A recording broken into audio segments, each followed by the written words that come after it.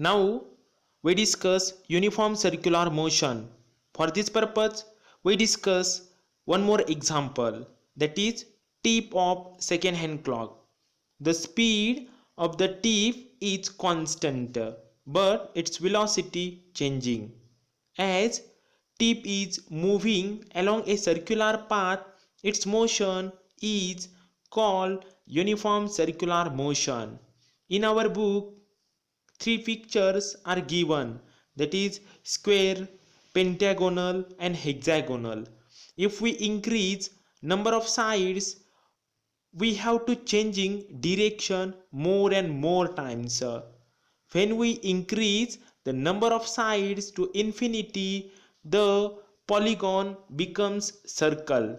Thus, when object is moving with a constant speed along a circular path, the change in velocity is only due to change in direction, hence it is accelerated motion. When an object moves with constant speed along a circular path, the motion is called uniform circular motion. If an object moving along a circular path of radius r take time t to come back to its starting position, then speed is equal to circumference divided by time, that is equal to v is equal to 2 pi r divided by small t. Then we discuss direction of velocity in uniform circular motion. For this purpose, we discuss one activity, that is take circular disc and put a 5 rupees coin at point along edges. When disc is move at higher speed, then coin will be thrown off. Repeat the action placing the coin at different pointer along the edges and observe the direction of coin. The coin will be thrown off in the direction of the tangent, which is perpendicular to the radius of disc. Thus, direction of coin depends upon its position. Now we discuss Newton's laws of motion. First of all, we discuss Newton's first law of motion. It is also known as law of inertia. This is because Newton explained about inertia in first law. Inertia means the tendency of a body to resist change in state of rest or state of motion is called inertia. Some examples are given in our book, that is a static object does not move without the application of a force. Similarly, fruits on a tree fall down when its branches are shaken. Similarly, when two forces acting on a body are equal in magnitude but opposite in direction, we get net force equal to 0. Thus, two forces are balance force. Thus, body remains at rest. For example, in case of tug of war, forces acting in both the sides are equal, then that tug remains rest. On the other hand, force on any one side is more, then that tug move that side. Okay, thus Newton's first law states that object continues to remain at rest or in the state of uniform motion along a straight line unless an external unbalanced force act on it. When an object is at rest or in uniform motion, it does not mean that no any one force is acting on it. Actually, there are number of forces acting on it, but they cancel one another. Thus, net force is 0.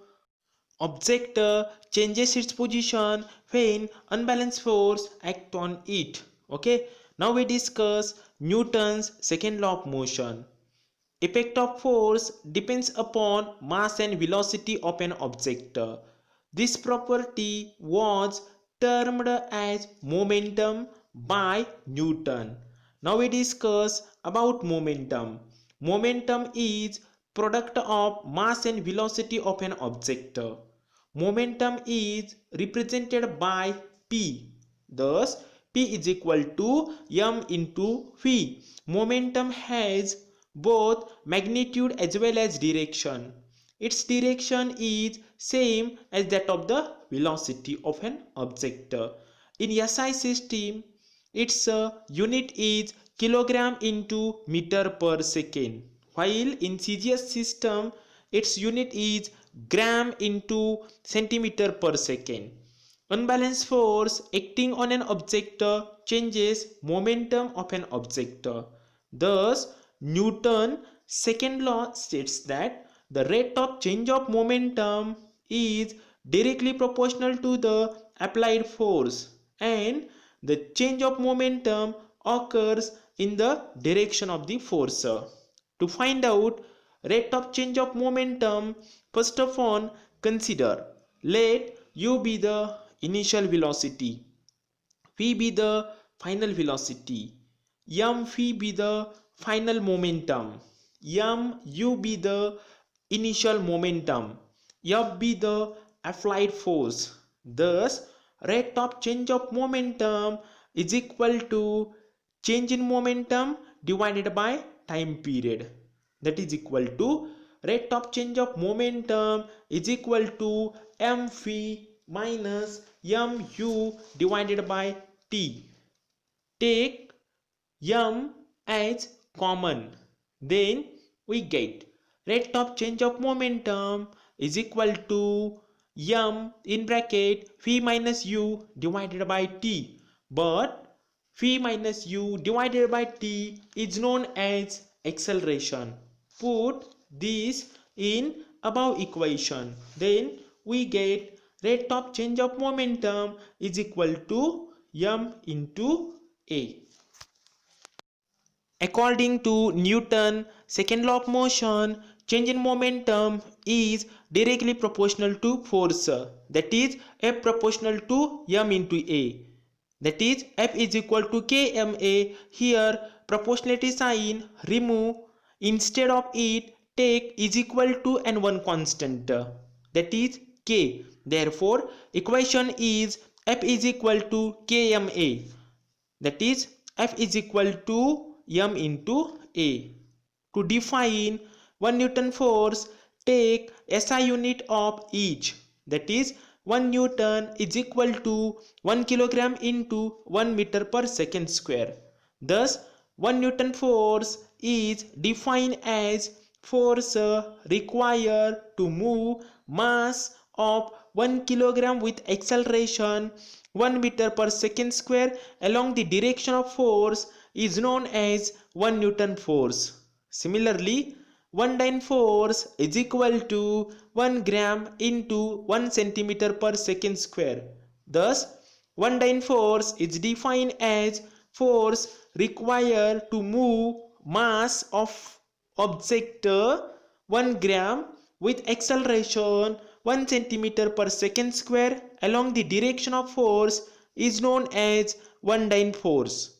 Consider two objects having different masses initially at rest. Initial momentum is 0. Suppose same force acts on two objects for same time period. Then what happens? Lighter object move faster as compared to heavier object, but momentum of both the object are constant. Okay.